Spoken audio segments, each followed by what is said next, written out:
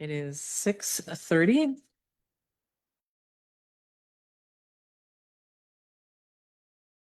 Clan and the Wet'suwet'en people on whose unceded traditional territory we live, work, and play.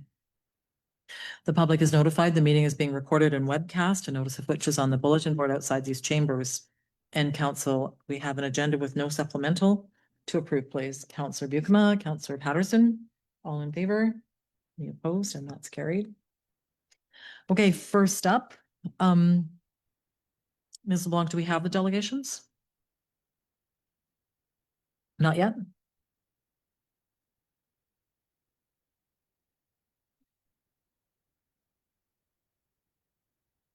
Okay, I'm not going to go to the public hearing, so I'm just speaking for a second as I think, council. So with your permission, I think maybe with consent, we'll move to the minutes and start moving through the agenda, leaving a bit of time for the delegations and anyone who might be interested in the public hearing to arrive.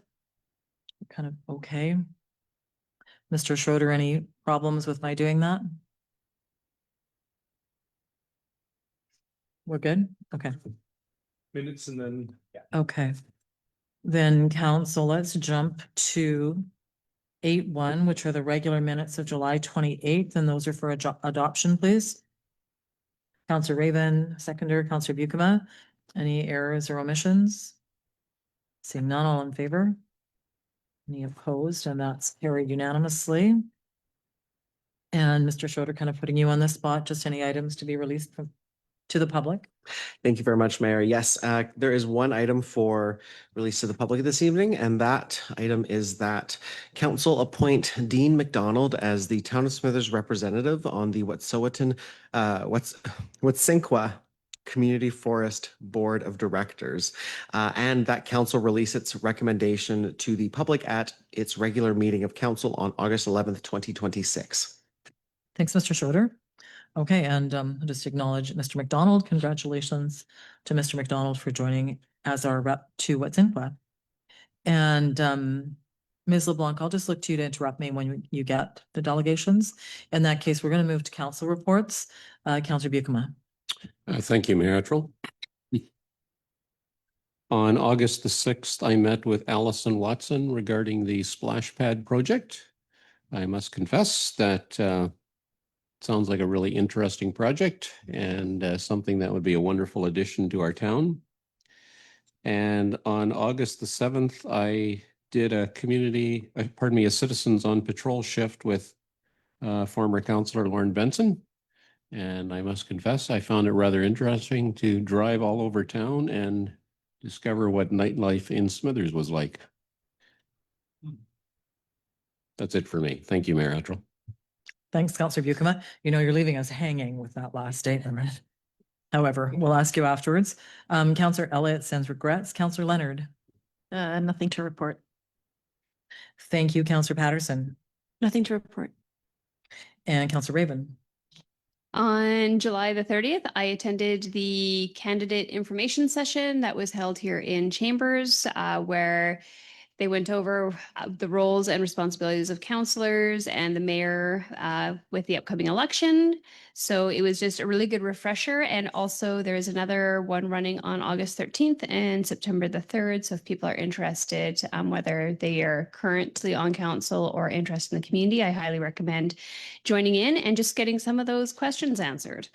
And then for the last week, I was lucky enough to attend WKU Worlds with the local dojo, and we had 7 athletes in attendance, and they came home with medals, and it was just inspiring to see their work and dedication paying off on the world stage. Thanks, Councillor Raven. Councillor Ray. Just wanted to echo Councillor Raven. The session was excellent. It was good information that pretty much any candidate and probably several members of the public could use. Thanks, Councillor Ray. We have the report, or the minutes rather, on the Standing Committee of Strategic Priorities for adoption, please. 1171. Councillor Buikema, Councillor Patterson. Any comments or questions? All in favor? Any opposed? And that's carried. And my report is there. Your worship, I believe that there was one. Oh, I'm sorry. Did you have a question? Well, actually, I was just gonna, if we were gonna get too deep in it, we didn't do the public comment period. And I was hanging on for the same reasons. I thought because of the order of things that anyone who might be coming for the public comment period, if they'd read the agenda, might have been waiting. So I was just sort of skipping all of the public stuff. Counselor Patterson? Sorry, your worship, and I had a separate question. Did we need to move the one recommendation within the minutes from the standing committee? I might be mistaken.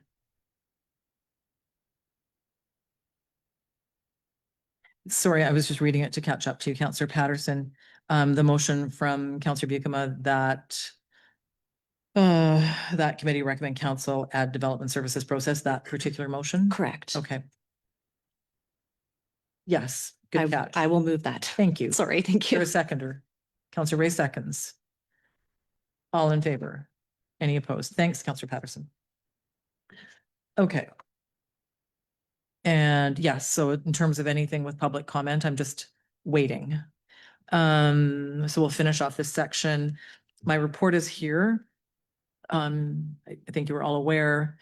I was pleased to have the premier visit our community.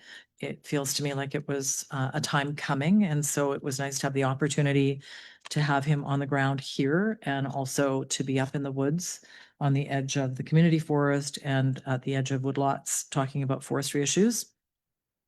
And just to see people in our community, we popped into a couple of businesses, had some chance encounters.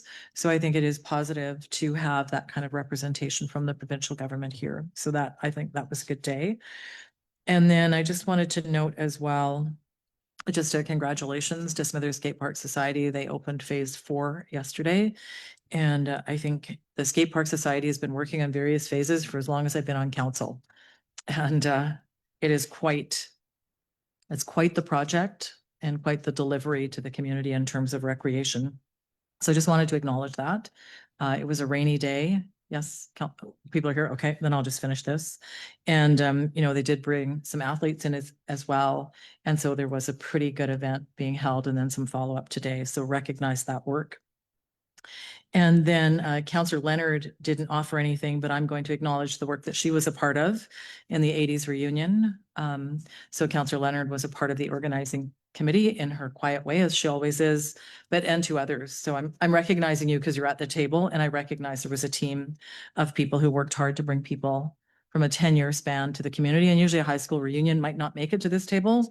But Councillor Leonard, I think you said about 700 people. That's an extraordinary event in a town this size, and kudos to the organizers. My understanding, and I didn't attend, I'm not an 80s grad, is that the event was well planned and well executed and quite a gift to the community. So thank you, and please share that with your committee members. Okay, so now I see, yep, Councillor Patterson. Thank you, worship. Just a question for you on the comments that the premier may or may not have had around RBA. We did have a very brief discussion on RBA, and I'll say brief because the premier was coming across Northwest BC, and prior to meeting with the premier on Friday, I had a conversation with my colleague Mayor Buatash from Terrace, who had spent time as well with the premier and let me know that he had discussed every iota of RBA. And when I met with the premier, I said, do we need to talk about the RBA? And he said, we do not. So he is fully briefed. And what we did do though, is we toured the library, the future library. I talked about some of the projects. So without belaboring the need for the continued RBA, I showed him some of the successes of the RBA in our community. That kind of where you're going? I was just hoping that we could share with the rest of the public as well too. So that's Okay. great. Yeah. Yeah. Thank you so much. Okay. And now on our rolling agenda, we're at 5-1, the first delegation, White and Gale. Ms. LeBlanc, is that where we are? Okay, great. So sorry, it feels a bit awkward, but I'm going to go back to the right part of my agenda package before we start. So we were at 5-1. We have representatives from White and Gale. And can you hear me okay? And maybe you could say something so maybe sure I can hear you. Hi, everyone. Okay, perfect. We can hear you. So thanks for joining us. And I'm going to turn it over to you. So we have roughly in a delegation time slot, about 15 minutes. So there's time for you to give us a presentation and a few minutes for question and answer afterward. So I'll turn the floor to you. Perfect. Right. Hi, everyone. I'm going to share our presentation deck and just make sure everyone can see that okay. And then I'll do just a quick intro.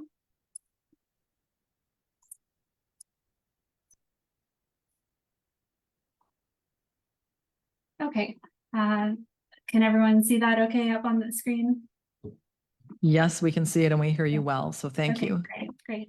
Well, hi, everyone. I'm Caitlin Bedovin, and this is my colleague, Victoria Flores, and we're from White and Gale Consulting, which is a compensation and total rewards consulting organization.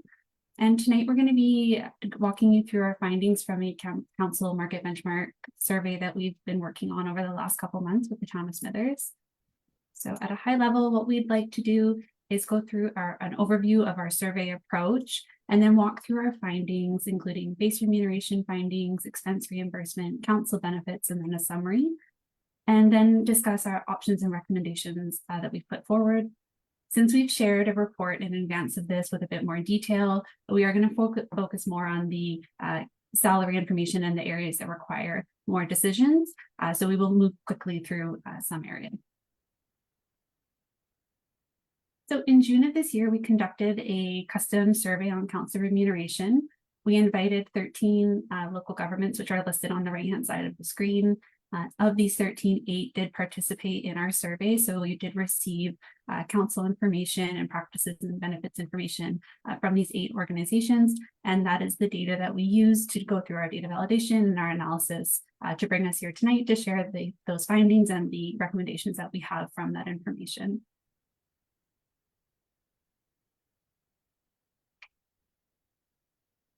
So here we're looking at the survey results. So we're going to focus on the market median, which is also called the P50 or the middle of the market. We typically choose to look at the median of data as opposed to the average, as sometimes the average can be skewed by outlier data. So we will focus on the P50 throughout this discussion. And what we found is for base remuneration that the mayor compensation is 18% below that P50 market median position, and councillor compensation is 15% below the market median. We also found that the differential between councillor and mayor compensation is aligned with the market. So the town of Smithers has a 50% differential between those, the compensation for councillor and mayor, and the median of the peers surveyed is 48%, so we would consider that aligned. Also aligned is the annual adjustments over the previous 3 years. We have those in that bottom right-hand corner chart. So we would also consider these roughly aligned over the previous 3 years with your peers.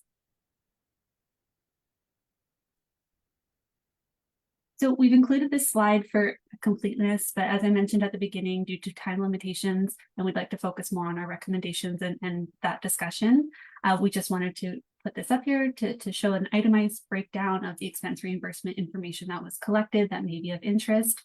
Overall, the town is aligned with market with your peers for expense reimbursement practices.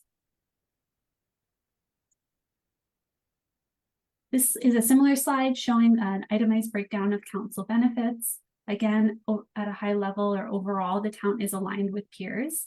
There is a few elements that we'll point out here. One is the maternity parental leave.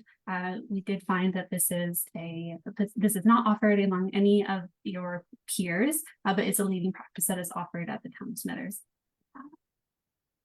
I will summarize this all on this page. So these are just some of the elements that we went through that we want to highlight. The first 2 rows are the compensation that we looked at for mayor and councillor. So again, we see that those are both positioned below market at approximately the 25th and 30th percentile, which is below the market median. Beyond that, we can see that most other elements are at market or even a couple above market.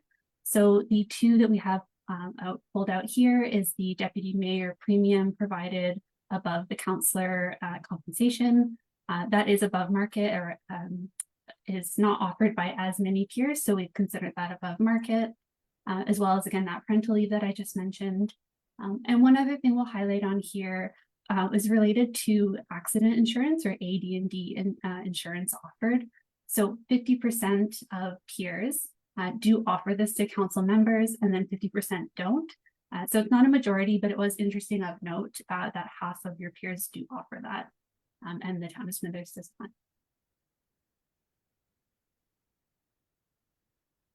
Okay, now we'll move on to the options and recommendations, which will take a little bit more time to get through. So we reviewed a number of options for remuneration that span the spectrum. So when we're starting with option one is the most conservative or most modest option, which is mostly to maintain current state. So continue adjusting compensation with CPI annually and make no other structural changes. We've included this as an option just to show the full spectrum impact that it could take for compensation, but we do not recommend this option as it does not move either position into a competitive position in the market, and these positions would remain below market with option one. Option two is on the far end of the spectrum on the other side. So option two would be bringing both the compensation for both positions up to the P50 for that position. So some benefits of this is that it is a very competitive position being at P50. It would be a one-time correction, and it is a relatively transparent or simple one-time administrative movement. There are some real significant trade-offs with this option, mostly being that this would be a significant budget impact in 1 year to bring both these positions up to the 50th percentile in one go, as well as it would distort the current differential between councillor and mayor at that 50% because they would be receiving different percentages to get up to the median. So for those reasons, mostly with the large budget impact, that differential, we would not recommend option two either. Option three and option four fall between the spectrum of option one and two, and option three is our recommended option. So in option three, what we see is that both positions receive an increase so that both positions are at a minimum of 90% of the market median. We are recommending 90% because in compensation and structure design, being within 90% of a target percentile, in most cases, the median, is considered a competitive position. So for this, we would recommend bringing both up so that they are both at least 90% within the competitive range. The benefits of this are beyond being in a competitive position, it does preserve that 50% differential. And it is a more moderate position than going straight up to that P50 in one go. Some trade-offs are, although it is very justifiable by the data, 10% increase is still a significant increase to compensation, as well as while both positions would be within that 90%, so within that competitive position, the mayor still would be at a lower position within the competitive range. Option four is very similar to option three in that it's going to get the positions to the same place, but as opposed to doing a one-time increase in year one, it would split that 10% increase gradually over 4 years, so doing 2.5% in addition to CPI for the next 4 years.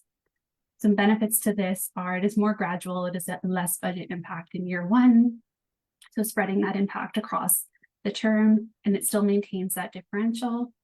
The trade-offs are both positions would still technically be not in a competitive position for 2 to 4 years. So while they would both arrive eventually in a competitive position, it would take 2 to 4 years. As well as this is a multi-year commitment and more administrative to monitor and do this each year. So for that reason, again, we would not recommend this either.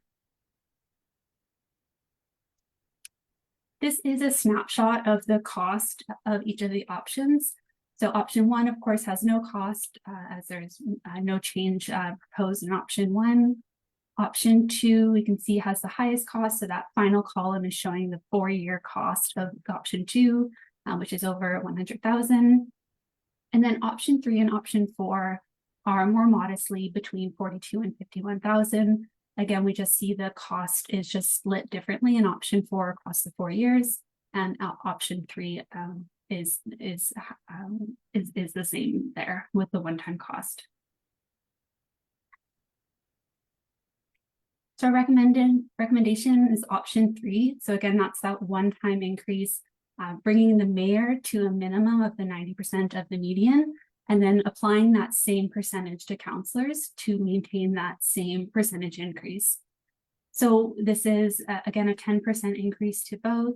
It does address the market gap in one adjustment, brings both positions into a competitive range, and does maintain a balanced and responsible approach to doing so, as well as it maintains the current differential between positions. And finally here, a few other practices that we recommend either continuing or considering are 1, to retain the CPI annual indexing. This is common across all peers, so we would recommend continuing this approach, as well as retaining the deputy mayor premium that is currently applied to this position. This is a leading approach, and we do recommend maintaining that.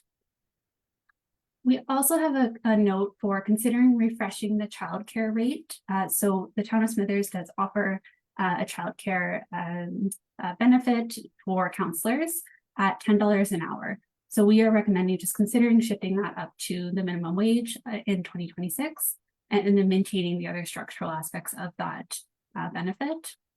We also recommend retaining parental leave, as this is a leading practice and does help support the objective of attracting a diversity of individuals to council.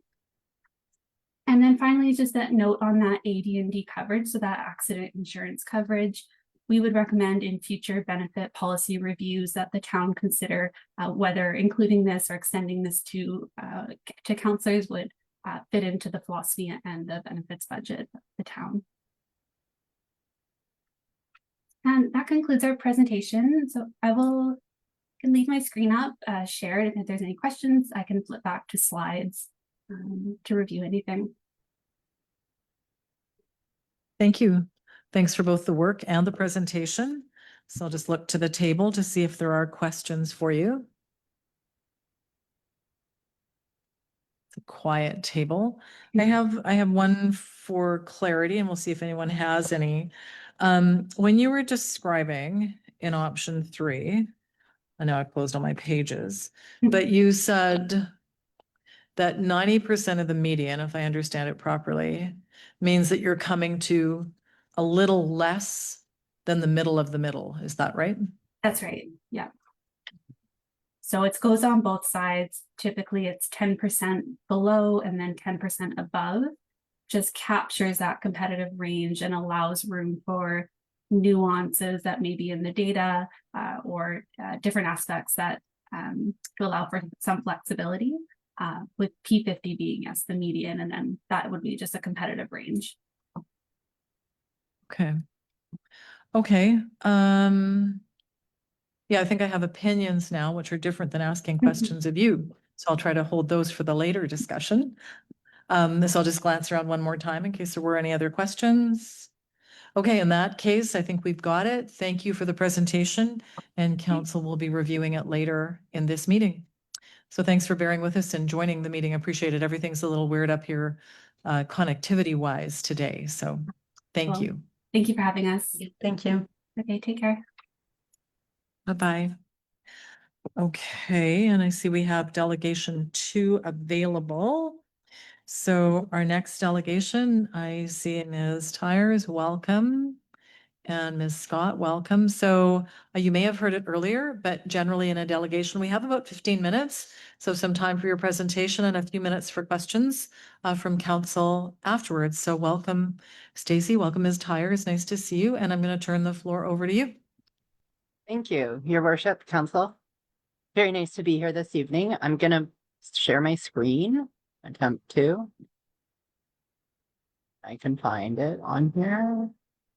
It's been a technology day. Why will it not share? There we go. Found it.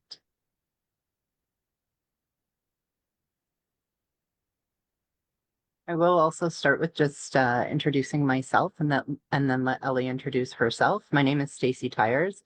I am the primary care network manager, one of them in the Pacific Northwest. My portfolio covers Bulkley Valley, Whitsett, Kitimat, Haisla, Prince Rupert, Coast-Tsimshian, and Haida Gwaii. And we're here to talk to you about the Bulkley Valley Whitsett and specifically some of the projects happening in Smithers today. I call in today from the beautiful unceded territories of the Tsimshian people, specifically the people of Kitsim-Kalem, known to settlers as Terrace. And Ellie, did you want to introduce yourself? I'm sure you probably know everyone. Sure. Yeah, I'm Ellie Scott. I'm the Bulkley Valley Whitsett Primary Care Network Coordinator. I'm happy to be calling in from the Wet'suwet'en First Nation territory, and I am actually in Smithers. Thank you for having us. Yes, thank you for having us. I had intended to be there in person, but was a bit unwell and didn't want to spread it across the Northwest. So I will just leap in here.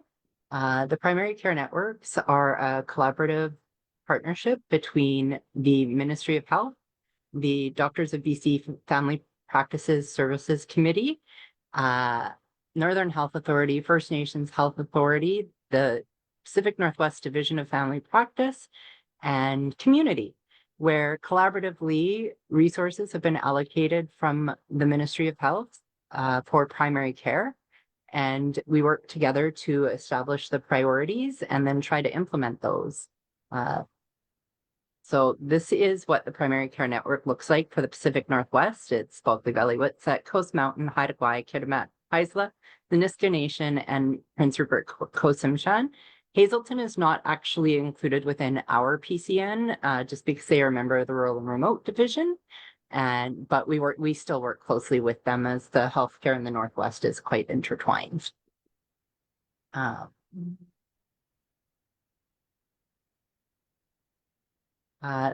This is a very difficult to see on a screen across the room, I'm sure.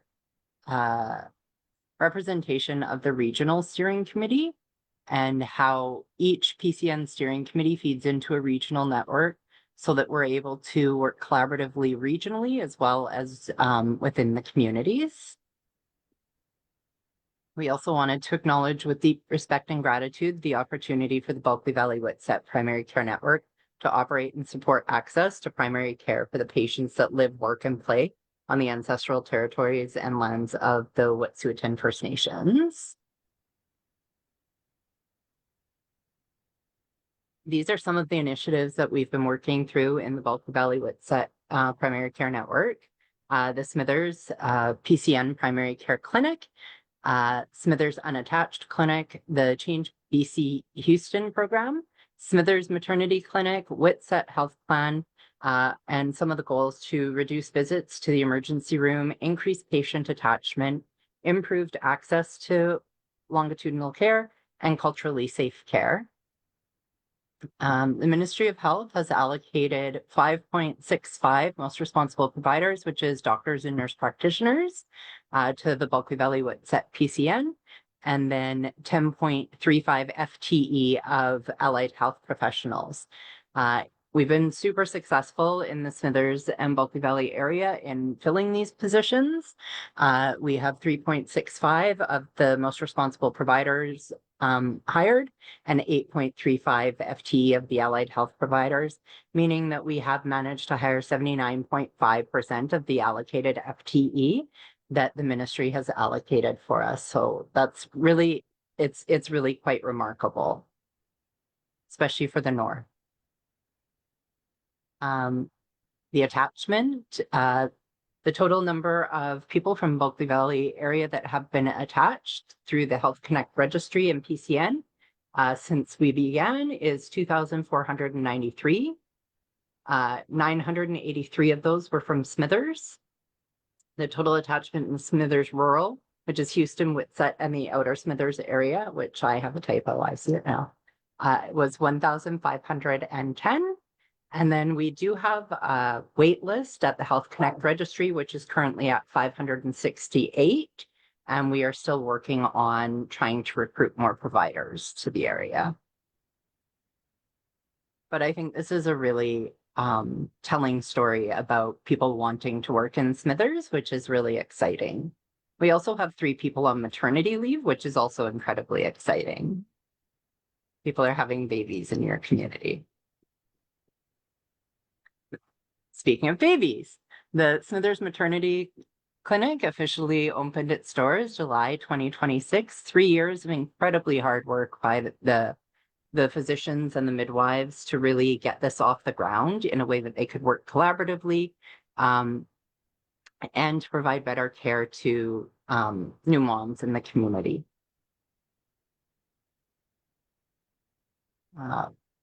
With the support of the Ministry of Health funding the positions and Northern Health Authority providing the space, the clinic is absolutely beautiful. And if you get a chance to stop in, I think they're doing really great work.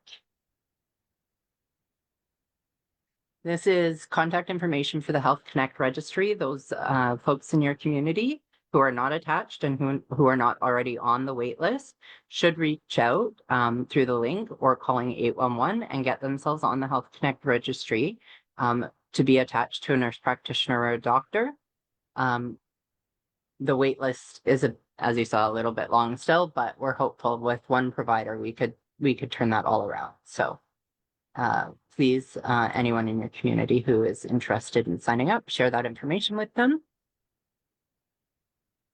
And then just general thanks to the Ministry of Health for providing these resources in the Northwest. They are really well utilized and incredibly needed. And then thank you to all of the partners, Northern Health, First Nations Health Authority, the Pacific Northwest Division of Family Practice, Whitsett First Nations, the Family Practices Service Committee, and the Government of BC. And a really huge thank you to the doctors, nurses, and nurse practitioners, Allied Health, and partners, as well as the Primary Care Network Steering Committee, who is actively involved in community, and members are attending the Health Committee in Smithers as well. And then just on a personal note, it was very nice to hear people talking about RVA as one of the founding chairs. I'm so happy it's still happening. And any questions? Thank you for the presentation. I'll just look around the table first if any counselors have comments or questions for the delegation. It's a quiet group here. I heard your comment on the RBA, Stacy. Thank you. And thanks for your work early on as well. I have one, and it might be a bit self-serving, and you kind of commented on it with the recruitment for like our region.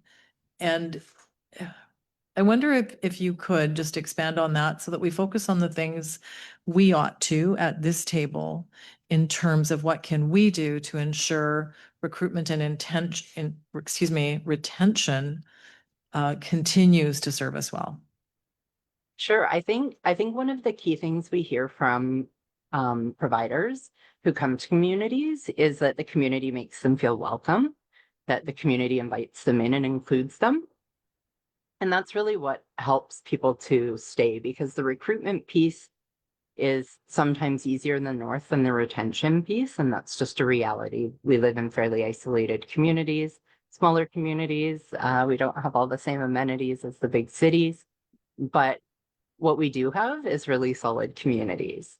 So I think that the more that people can engage and invite people in and include them and be a part of the community, the more likely folks are to stay. We've also learned through recruitment, bringing people to community is the number one way. So, you know, residents, students, anyone who gets an opportunity to show up and actually be in our communities and feel what it's like and know that people work really hard together because we have to.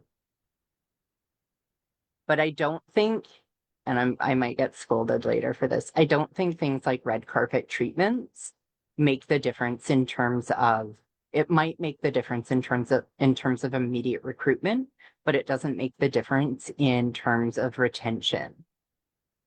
So if there's an opportunity to send a welcome basket or, you know, have yourself as the mayor or counselor go and welcome people, I think that makes a really big difference. Thanks for that. I appreciate it. Council, look around one more time. Okay, I'm not seeing any questions. Thank you for taking time and for slogging through getting connected. Things were a little bit challenging here. It's nice to see you both, and I hope you enjoy your evening. You too. Thank you. Thank you. Alrighty. See ya. Okay, so I'm gonna go back to where we stepped out of the agenda, if that works for everyone. So I don't see I see media in the gallery, but I'll just ask just in case if anyone is here for the public comment period. Okay, then we'll move on. And we are at the public hearing, and I don't see people in the gallery, but I must read this anyway, so bear with me. So council, we are at 7-1. And I'm going to open the public hearing. So this public hearing is convened in accordance with the Liquor Control and Licensing Act and the Town of Smithers Liquor and Cannabis Licensing Policy. This hearing is an opportunity for the public to make representations to council regarding the application by the Smithers Golf and Country Club to the Liquor and Cannabis Regulation Branch to transition its liquor primary club license to a liquor primary license and expand the liquor services area.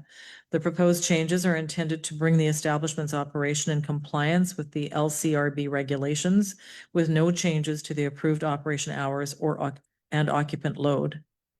Those present who believe your interest is affected by the proposed application shall be given a reasonable opportunity to be heard.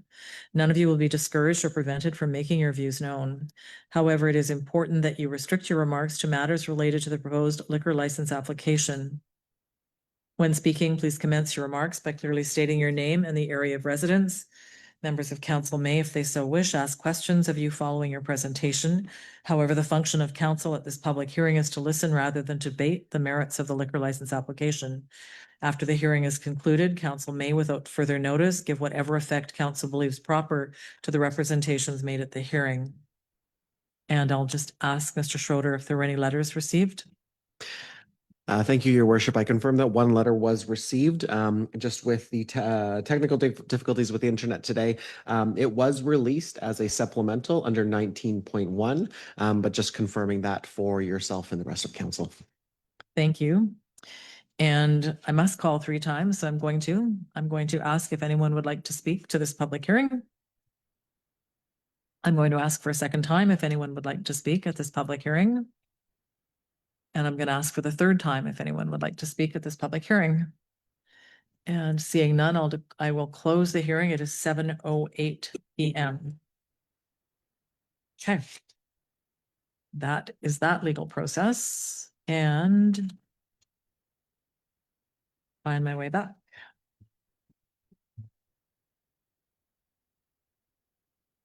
I think we're now at the 14s. Okay, cool. So staff reports, first up, 14.1, which is the council remuneration final report. And there is a recommendation. So the recommendation is for option 3, and we just had the delegation. So I'll look to the table. If someone wants to put that on the floor, that's fine. If there's questions of clarity, we can do those first. Councillor Raven moves. Is there a seconder? Councillor Buckham seconds. Okay, the recommendation is on the floor. Questions or comments, council? Councillor Raven. I just really appreciated the depth that the report went into. We're talking about I cannot say the word. Thank you. Is difficult because it is talking about potentially what people will be getting, but also I think it's important to highlight the amount of work and time and effort that goes into it. I really appreciated how they looked at the mayor's role. I have seen over the last term how much more time and effort goes into it. So I did think that it actually brings it up to par. So that's why I support the recommendation. Thanks, Councillor Raven. I actually probably should have gone first. I'm just going to jump in. As people know, I'm not running, so I don't have anything in this game right now. So it is good to have the remuneration report, and I do think it was good to have it shopped out. Council has struggled with this since I've been on council for the reasons that Councillor Raven said, that there is something awkward in the perception of council setting its stipend rate. However, legally, that's how it works. That's how we do it. And, since my time on council, we've used different methods of reviewing remuneration. It tends to be done about now, sometimes a little earlier, where council will reflect on the future council. I will say it is more work than people think. And if we want to value the work and create an opportunity where people who may run for roles at this table who are outside, I think we're seeing those changes. We see it at the table that we're sitting at now, but creating an opportunity for others to be here that may reflect more broadly the community that we represent, then this does require review and treatment in a serious way, bless you, of, however we refer to stipend. The days of when it was viewed as something where people go to a couple meetings a month and you're done, those days are over. And in this role, I would say many weeks it's a full-time job, some weeks it's more than a full-time job, and some weeks it's a little less depending on how you're doing things. And I know that demands are made on council. Again, it's more than 2 meetings a month. I recall many years ago, the first time I ran, it was then Councillor Northrup, who was not running again, who said, at least you should count hour for hour. Every meeting should include about an hour of prep. So that's a minimum. So I just think recognition of the work that people do is reasonable. And I asked the question about 90% of the middle, because even that is a little bit kind of crazy. You're saying that, we're going to value the work. We're going to get you to the middle of the pack and then just a little less than the middle. So these are hard conversations for council because we all know the funding source. But I think it's a reasonable report. I encourage council to be brave when you're looking at this. Some of you will be sitting at this table next time, some of you won't, but this speaks to the seriousness with which we view the job. And, when we look at this in the total budget of the community, it's very, very small. It is, of course, reflective on the work that we do, so it can be seen as self-serving. But this is also about the future, that whatever decision we make, that will be the baseline for 4 years from now. And if you don't get the remuneration or the stipend at least to the middle, and I would suggest the middle, maybe even a little bit more than, it will always be behind and it's hard to catch up. So those would be my just general sentiment comments. And I'll see if anyone wants to speak to it. Councillor Leonard. Yeah, I also appreciated the report and the independent review. I think it was necessary. I will support it. I don't want to, but I will. I just want to say a couple of things. There was a lot of competitive, that word came up quite a bit in the presentation. And I know I'm not the only one at this table who ran for reasons other than remuneration. I didn't even know what the pay was when I ran. So I don't think that's why people do it that are sitting here. And it's important that, we analyze that median, out of the 8 municipalities that participated. There's only 2 there that are smaller than we are. The rest of them are larger municipalities. And so that's food for thought. So I sort of disagree with your comments, Mayor Attrell, about the median. And, if somebody had recommended 80% of the median, which I'm sure we're right in there actually, I would have supported it. So I'm more than willing to support 90%. And again, it's in the report, but it's 0.13% of costs that we have to come up with in terms of taxation. So we're paying counselors for the job they do, and I'm also recognize the value that is there. They do deserve that pay, but it is something that isn't going to get paid because counselors are getting paid. That's it. Thanks, Councillor Leonard. Councillor Ray.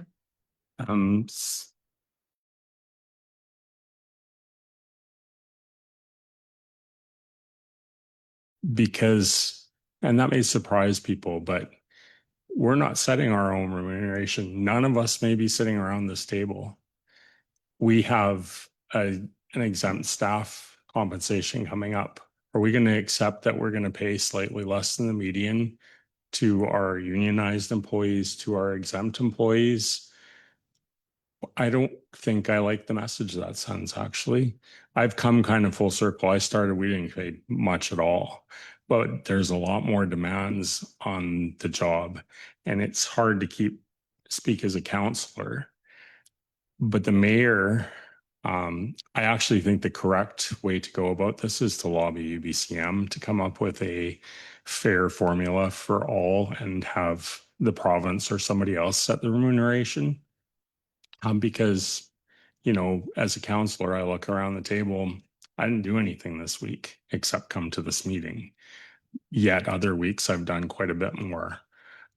So, you know, and it's some counselors do more than others as they're able to.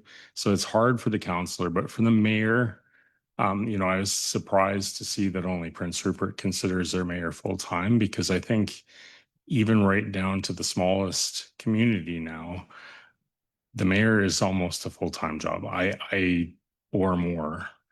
And if you talk about valuing, I found it interesting that the recommendation is to bump what a counselor pays their babysitter up to minimum wage. And I don't think that the mayor earns more than minimum wage. I did a quick AI scan, and in other communities, the mayors actually make quite a bit less than minimum wage, even if you're assuming they're only working 25 hours a week. So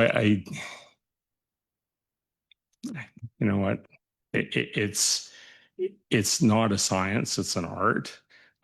If we had been compared to 8 other communities, maybe we'd be getting a bigger bump. If we were maybe we'd be getting a pay cut. If we were, you know, depending which 8. 8's not a large sample size. And I appreciate, I'm not dragging the work, but this has been a part of the problem is the comparators are never the same. The comparators are basically who has the time to answer.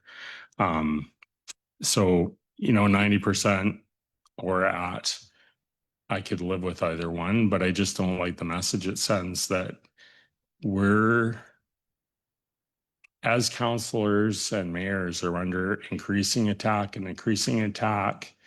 don't want to participate in demeaning the job.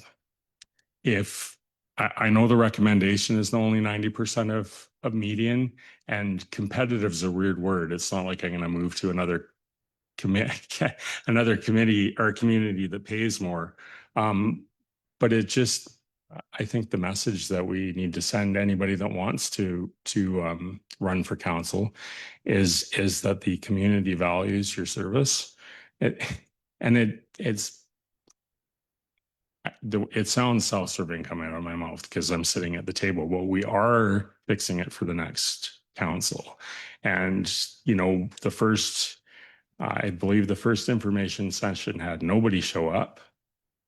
There was 2 of us and then 3 others at the other information session. So it's not like people are banging down the door this time, it doesn't seem. So yeah, that's kind of my thoughts. And then just a question through the staff, what the recommendation on the electronics would that be to drop the $1,000 and go to town provided for IT security purposes? Mr. Schroeder? Sir, can you repeat the question? My apologies. Just there was no actual recommendation on the IT thing. IT will be dealt with separately. We do have a proposal to move forward on this. The intention is that all IT will be provided through the town of Smithers, and that's largely to support both privacy as well as ensuring that council has the right IT that it requires with appropriate safety, with appropriate safeguards to protect against any potential threats that may be lurking. Yeah, and I support that 100%. I just wanted to make sure that I figured you guys were going to do it, but there are some recommendations here that are a little bit nebulous or vague. Thanks, Counselor Ray. Counselor Patterson. Thank you, Your Worship. So I'll just riddle off all the reasons why I will be voting in opposition. One of them was, I recall we had some pretty incredible training and development in Terrace. There was municipalities that came from all across the north. And I'll never forget the gentleman that was delivering that training, and I apologize, I've forgotten his name, really emphasized that there was a number of reasons why you should run or not run for council. And one of them was never because of the remuneration, pardon me, nor be financially reliant on that funding itself. I respect deeply the history that was shared, but I don't believe that as part of this transition, we need to be more focused actually on core priorities instead of taking on more and requiring more of staff and council. I think that's actually how we're going to increase diversity and inclusion at the table. Every single person in this community who is involved, and particularly the next generation, every time I encourage them to run, they don't say, well, it's because of the money, you know, it's not enough. They say, I don't have the time.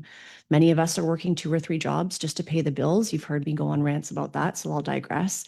But this is how we're going to get more diverse and young people at the table, focusing on work-life balance. We're all incredibly unhealthy because we're doing too much. To say that the mayor's position is a full-time job, I think is also part of the problem. I don't think any of us should consider this to be even a part-time job. And we need to start to change that narrative by reshifting our focus on core priorities instead of trying to do everything. And at this time, I think we're in an incredibly fragile financial position, like incredibly. It's quite terrifying, actually, especially being a new mom, thinking about what we're downloading onto the next generation. So for example, much of our infrastructure is aging. We haven't finished our asset management plan. The RBA is not guaranteed. I'm worried the library would be oversubscribed. So my recommendation would be that we would defer this decision until we've completed our asset management plan.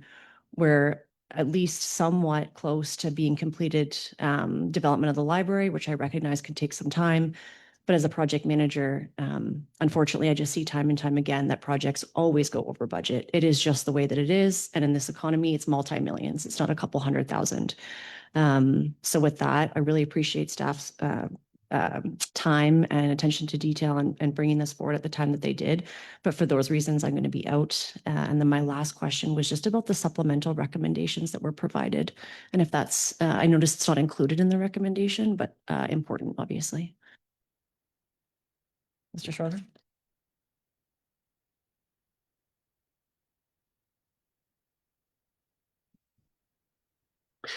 Just to confirm, the supplemental recommendations made by staff. Apologies, I was not clear. And this is likely just my confusion, but just the recommendations that were made by the consultants, and perhaps we're already doing those things. They were just around things like, pardon me, childcare. I'm just scrolling, so bear with me here. I think it was like health and wellness. There was a reference to AD&D. Thank you. Yes. So our interpretation would be that if council gave us direction to proceed with option 3, we would proceed with developing a policy, returning that to council, and incorporating some of these other aspects that were recommended or suggested by White and Gale into that policy. And then at that time, council would be able to further discuss those items and potentially say yes or, say no at their preference. Thank you very much. Thanks. Councilor Ray. Obviously we have different opinions, but the one thing that I do think I object to isn't the right word, but that I think is wrong is this needs to be set. Remuneration needs to be set by a council that is not sitting at the time. It's too tempting. I was honest and it's right before an election, but I would hate to be saying that right after an election because I wasn't out there saying, hey, this is what I think. And having sat through, it was actually, I brought this idea back from UBCM when I heard others saying, hey, we did it before the election because we always did it during the term. And so we came, a couple of awkward ones were like, no, we don't need the money. And I certainly participated in that. But then one where we had fallen so far behind everybody else that we gave like a 41% increase and took a lot of heat for that. and 41% of next to nothing is still not very much. And I think that's the difficulty with doing that. You know, we kind of know what kind of tax increase is coming. So, you know, I could be swayed to the 90 versus 100 because it is a little bit of a difference. But yeah, I think it needs to be done this term. We need to make a decision. Thanks, Councillor Ray. Councillor Buchanan? Thank you, Mayor Adriel. Yeah, I certainly feel that the mayor position is underpaid in Smithers comparison to other communities. But when I think of council remuneration, I find this a tough one because if I look at how many hours I spend every month as a councillor, A, getting properly prepared for meetings, B, attending meetings, and C, trying to attend community events, I don't even know if I would be paid minimum wage. And I think, I'm not sure if less than minimum wage is proper. Yeah, I don't know if that's proper for a counselor. I don't think it makes the position particularly attractive because I think I spend a lot of time every month trying to do the job of counselor well. Yeah.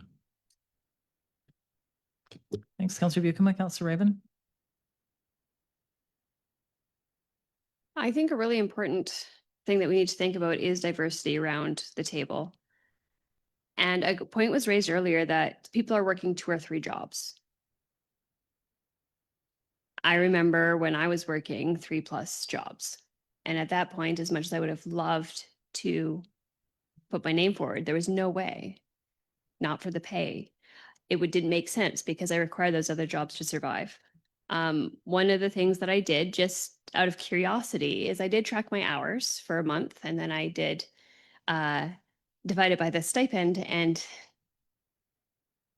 yeah, it definitely wasn't high. And I'm not saying that any of us are doing this for the money, but we also have to acknowledge that people's time has value. I don't believe I'm the only one that has taken vacation days or taken just unpaid days off work to attend conferences or meetings or events or even travel. And this isn't to say poor, pitiful me, but what I'm saying is I understand that I'm in a socioeconomic status where I can afford to do that. And I know for a lot of people, they are so paycheck to paycheck that this wouldn't even be an option for them. So I'm not saying we need to open the door and add an incredible amount. I mean, we're talking about 0.13%. And if that makes it where even 2 more people think that, hey, maybe I could run and actually be able to afford to continue my life and have an impact on my community, I think that's a fantastic thing to do.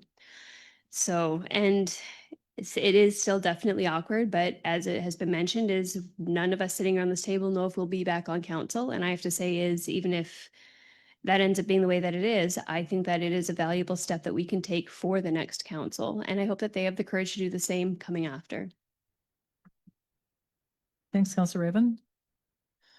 I'm just going to add a couple of things here, and then if there's no other questions, option 3 is on the table.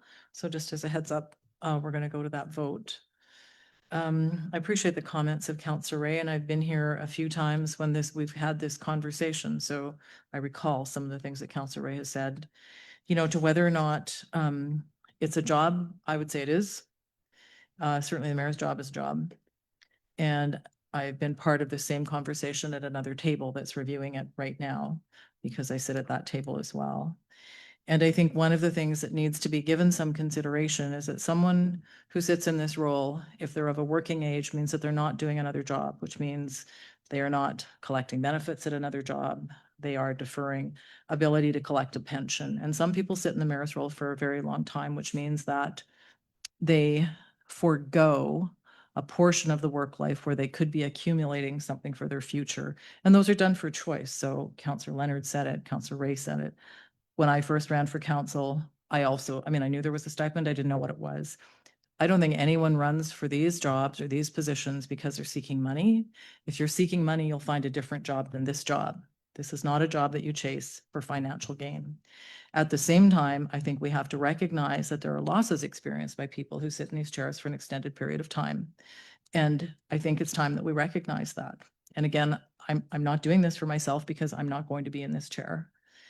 But when I reflect on the number of years I've been here, what I've taken out of my work life in order to be here, and it was by my choice, I've considered it a great privilege, but it needs to be recognized if we want to have people sit in the role as it's described now. And I do say it is a job. This is a community that relies on a local government, and we have legislation that decides that some things are the responsibility of the elected officials. That's just required. It's the way it goes. And we have talked about the expanding role of local government, and a part of that falls to the council and the mayor. And so that's just the state of affairs right now. That's all fine. But we have an opportunity to recognize some of that in this remuneration. And every time we've done it since I've been in council, it's just as difficult as it is this time. So I appreciate what Councillor Ray said. I said many of the same things at the other table that, you know, I think this I didn't say, but the last time we had a remuneration review, it was in the report that the value of council was somewhere around $16 an hour. And oddly enough, that was decided to be adequate, which was really kind of funny, but it isn't actually. So Councillor Ray picked, I think it was Councillor Ray picked it out, you know, if we're saying that we ought to pay an equivalent of minimum wage for childcare, okay, like that's fine. But then we need to sort of turn that around, I think. So it's hard to do this for ourselves. And that's why I'm feeling that it's okay for me to say it. I'm not going to be the person at this table, but I think the work needs to be recognized and the work has increased. And if we want it done well, then there has to just be some recognition of what we're asking people to take out of their work lives. Okay, enough from me. Any other comments? Option 3 is on the table. I'm going to call a question. All in favor? And opposed? The motion carries with Councillor Patterson and Councillor Ray opposed. Thanks, folks. Okay, we'll move on. Is everyone okay to carry on? Okay, we are at 14.2. Sorry, Your Worship, just one question from Deputy. Sorry, what did I miss? Councillor Ray. Just through the staff, I can't remember. Would you like a motion for the next setting of council remuneration? At the first time when we did it before an election, we actually said that it should be done again in 4 years. So, or has that been actually operationalized? Mr. Schroeder.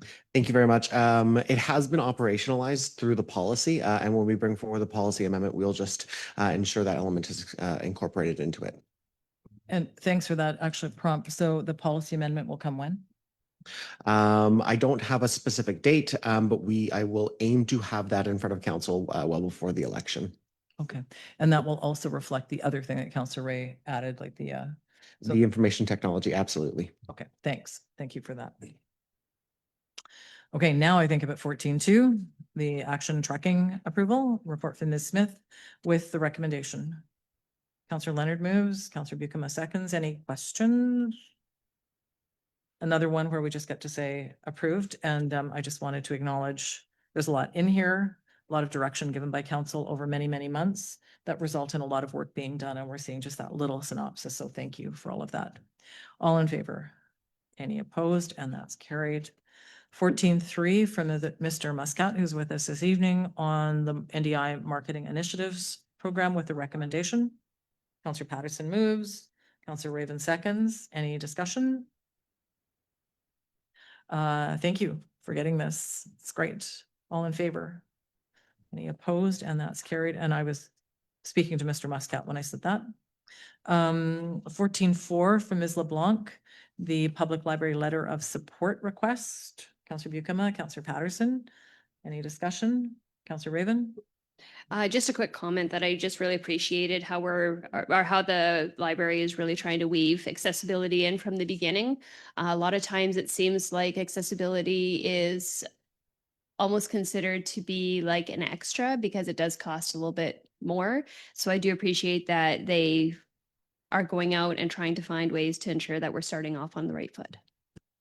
Thanks, Councillor Raven. Anyone else? Councillor Ray. Yeah, through the staff, just with the automatic door operators. Is that in the style of the post office where you press a button and it opens, and if you don't need it, you're opening it by yourself, or is it fully automatic? Ms. LeBlanc? Thank you. We will have those details to come. I don't have that answer right away, but we will look to have them be the most universal design. So just having worked in a lot of places with fully automated doors, that's a huge operating expense. Not for the electricity, but they break down. They need a lot of repairs. Even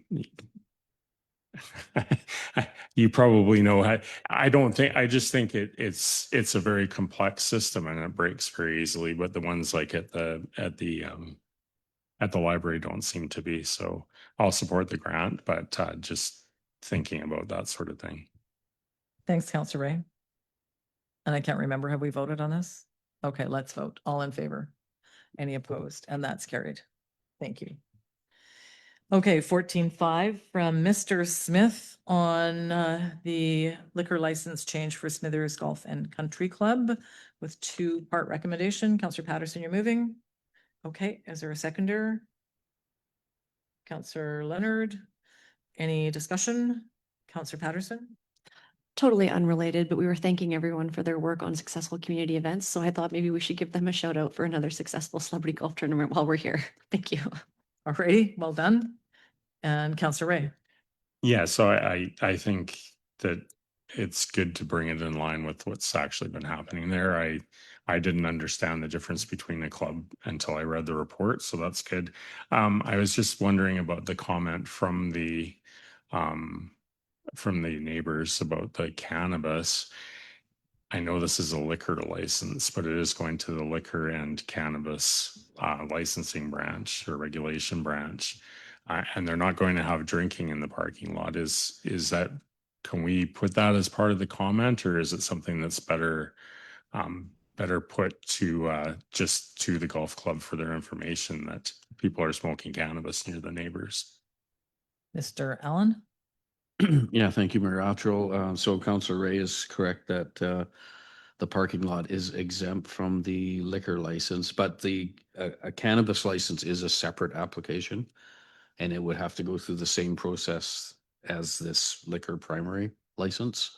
So cannabis is definitely exempt or not permitted on the in this just liquor license. That would have to be a completely separate application. Yeah, and just thinking, that obviously the golf course isn't selling cannabis. So maybe we should just perhaps pass this comment on. It's hard to regulate everybody that's doing stuff, but if people could refrain from smoking cannabis near the neighbors, that would probably be great. Thanks, Counselor Ray. Mr. Dewar? Yeah, staff can pass that comment on to the operators of the club. Thank you. Okay. Anything else? All in favor? Any opposed? And that's carried. 14.6 again from Mr. Smith. And this is the form and character development permit for the Alpenhorn. The recommendation, Counselor Buchan moves, Counselor Patterson seconds. Discussion. I'm not seeing any, so just for those watching or listening, it is for improvements, sort of updates to the side and back of the building. Seeing no other comments, all in favor? Any opposed? And that is carried. And 14.7 from Mr. Welsh regarding the School District 54 request regarding sewer charges for irrigation water with a recommendation. Counselor Ray, Counselor Patterson, discussion? Counselor Ray? Yeah, I appreciate the report and I appreciate the rationale behind it. Perhaps at a future time when everybody's hooked up to all the systems, it might be a conversation about how we do it. But the ratepayers and the taxpayers the ratepayers are a subset of the taxpayers, but it's not all the taxpayers. So it's very difficult to try and do it fairly. Not difficult to do it fairly. I think what we have is as fair as we can get because we can't start making exceptions. Thanks, Counselor Ray. Anyone else? Yeah, I'll just say I concur and, you know, I don't know what I mean by long-term planning, but it should be there. I think that, you know, there is an inequity and we don't have a way of dealing with it except by creating other inequities. So I understand where we're at, but I think this will probably just come up again. So sort of lodged on the side of a desk somewhere, stuffing it into you know, the parking lot and strategic priorities or some sort of long-term planning on how do we deal with the sort of equity of this question. And I'll just say it, it's gonna have to be metering at some point. That's where we gotta go. But okay, the recommendation is here. Any other comments? All in favor? Any opposed? And that's carried. It's Mr. Walsh. Alrighty. We're at the 15th, so we have a report from Ms. LeBlanc on the public library project update. It is for information, but Ms. LeBlanc is here. If anyone has questions or comments, Councillor Patterson. Thank you, Mayor Attrell. Through to staff, just curious if there's consideration or discussion regarding integration of local artists into the design of the facility. Ms. LeBlanc. Through the chair, thank you for the question, Councillor Patterson. Yes, we have left a lot of blank spaces within the library as we move towards working with local artists and as well as Wet'suwet'en representation as well. Councillor Buikema. Thank you, Mayor Attrell. Just curious when this project will be going to tender. Ms. Thank you for the question. We are working through the tender documents right now. Building permit documents have been submitted and staff are going through the review of that. And we're hoping within the next few weeks, we'll be going out to tender for construction. Thank you. Councillor Ray. Just because I've been chicken littling a lot, I wanted to say that I really like what I see here. It looks like it'll be a great looking addition to the community. Chicken littling? Okay. Any other questions? Thanks, Ms. LeBlanc, and to those that are working on the project. 15.2 as well for information from Ms. Timler on the lighting audit contract award. If there's any questions, Councillor Patterson. Apologies, just moving. Oh, it's for information. It's for information. Okay, it's great. Having a look at this is really great and I support that. 15.3 for Mr. Welsh, and it is the quarterly financial reports. Mr. Welsh is here. I just want bigger font, Mr. Welsh. That's what I want. Any, Councillor Ray? Yeah, I just appreciate that these are going to be available to council going forward in a public record.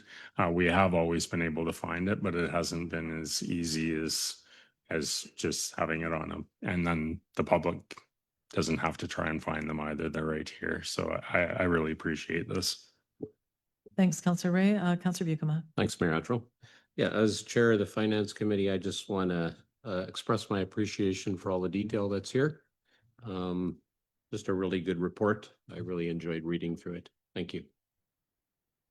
Okay, chicken littling and now really enjoyed reading through the financial statement. Okay, you guys. Councillor Leonard might have enjoyed it too. I'm sorry to say. She enjoyed it too. Okay, good. All right. May I ask one follow-up, Your Worship? Yeah, okay. Thank Councillor you. Patterson. Question through to staff. Actually, Deputy Mayor Ray just sparked an idea, which is scary, I know, but have you ever seen other municipalities post direct financial reports like on the homepage for people? Or is it they just have to continue to dig through to find like that quarterly agenda and then that report?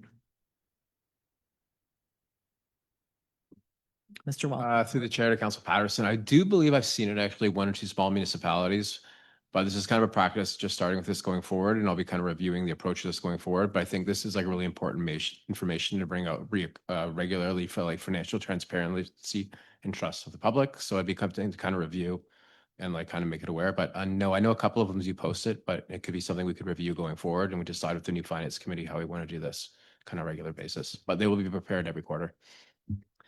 Thanks, Mr. Welsh. Okay. 16.1, we're at bylaws. So this is the proposed amendments to bylaws. So we're gonna step back a little bit. So I'm looking for recommendation 1, rescinding a bylaw 2011, bylaw enforcement notice. Yep, Councillor Patterson, question. Thank you, Your Worship. Do we need to move them separately one by one? Is that correct? Yeah. I'll move. Thank you.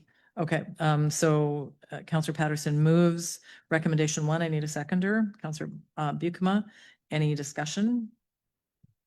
All in favor? Any opposed? That one's carried. And that number 2, bylaw 2011, bylaw notice enforcement be read a third time as amended. Counselor Bucama, Counselor Ray. Any discussion? All in favor? That's carried. And that number 3, council rescind third reading of bylaw 2005, good neighbor. Counselor Raven. Counselor Patterson, discussion. All in favor? Any opposed? That's carried. And number 4, bylaw 2005, good neighbor be read a third time. Counselor Raven, Counselor Leonard, discussion. Counselor Ray. Yeah, I just wanted to thank staff to bringing this forward at this time. It's a lot harder once we pass the bylaw, and so I appreciate staff having the courage to bring this back right away. Thanks, Counselor Ray. And all in favor? Any opposed? And that's carried. Okay, yeah, thanks, everyone. We are at 17. There's nothing there, and just 18's correspondence for information. If there's anything you wanted to discuss. I'm not seeing anything.